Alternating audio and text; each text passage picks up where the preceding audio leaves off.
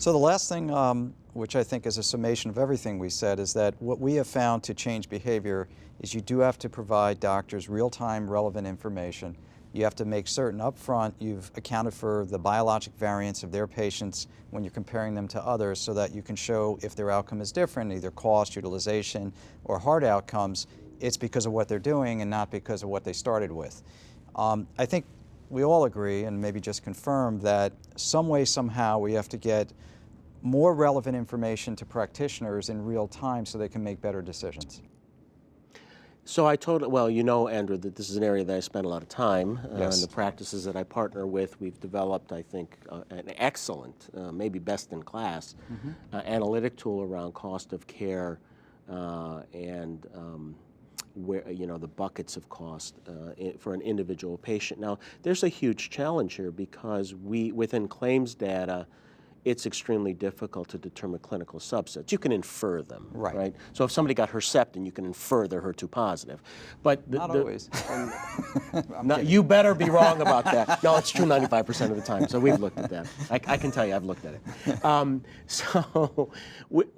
So we need actually partnership, right? So we need to build a model. We need to build the analytical tool, the model, and then partnership, and then regular dialogue. So somebody commented yesterday in your session, Jeff, about the challenges. Barb said it actually. The challenges with getting data from CMS.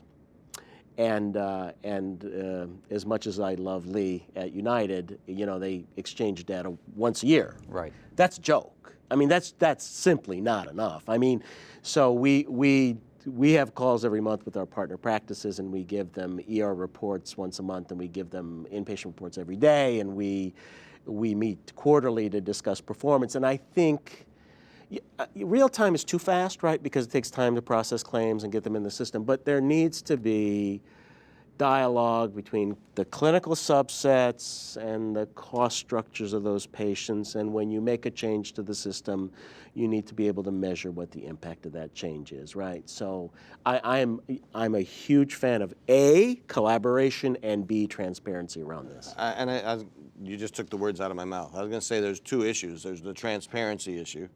WellPoint has taken on a very interesting project with Pathways, and they've been doing it now long enough that they ought to have some kind of data, and they are sharing none of it. They're giving the same talk they gave when they started talking about their project, which is how we're doing it.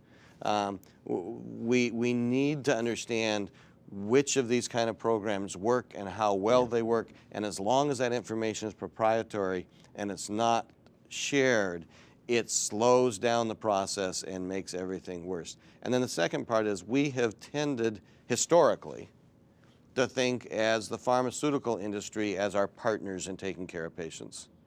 We need to somehow get to the point where the insurance industry trusts us enough and we trust them enough to actually believe, and I don't think most oncologists believe this at all, that we're both in the business of taking care of patients.